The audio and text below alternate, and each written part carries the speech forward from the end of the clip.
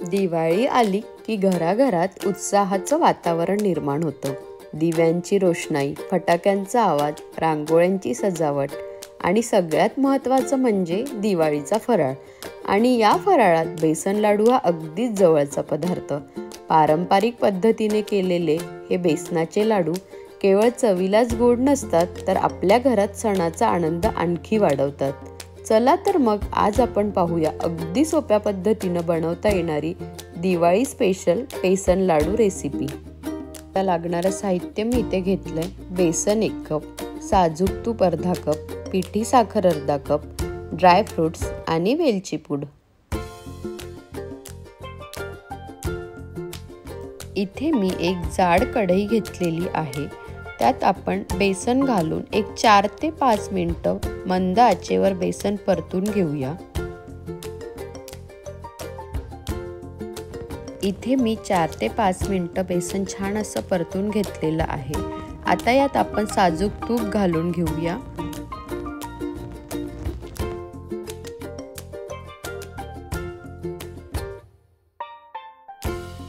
आता हे बेसन व्यवस्थित मिक्स करून मंद आचेवर नीट भाजून घेऊया.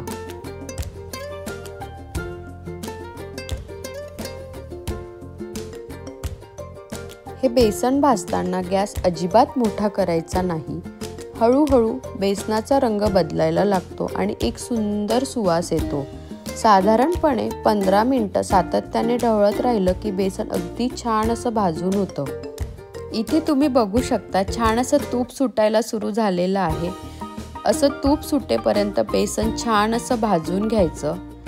हे परत एक 4 ते 5 मिनिटं मी परतवून घेणार आहे. मस्त असा सोनेरी रंग आलेला आहे बेसनाला.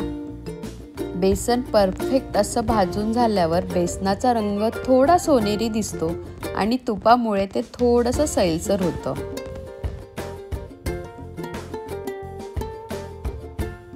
इथे आपलं परफेक्ट असं बेसन लाडूचं बेसन भाजून झालेलं आहे. तुम्ही बघू शकता. आता यात आपण आपल्या आवडीनुसार ड्रायफ्रुट्स घालून घेऊया, वेलची पूड घालूया आणि मस्त असं मिक्स करून घेऊया. हे मिश्रण मी छान असं मिक्स करून घेतलेलं आहे. आता हे आपण थंड होण्याकरता बाजूला ठेवून घेऊया. बेसन गार झालेलं आहे. आता यात आपण पिठी साखर घालून नीट मिसळून घेऊया.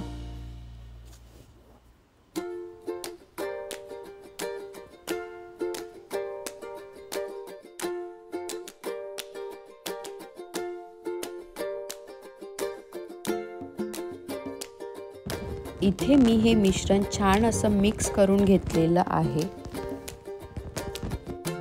आता या मिश्रणाचे हाताला हवे तसे लाडू वळून घ्यायचे. लाडू वळताना हाताला थोडंसं तूप लावलं तर लाडू एकदम छान आणि गुळगुळीत तयार होतात.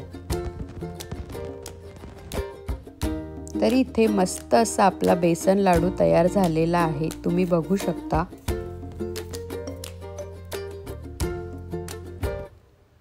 अशाच प्रकारे मी इथे सर्व लाडू वळून घेणार आहे.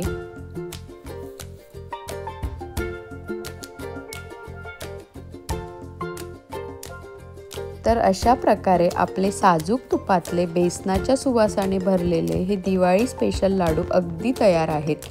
दिवाळीत नक्की करून बघा ही रेसिपी आणि आपल्या कुटुंबासोबत या गोड लाडवांचा आनंद घ्या. तुम्हा सर्वांना दिवाळीच्या मनपूर्वक शुभेच्छा.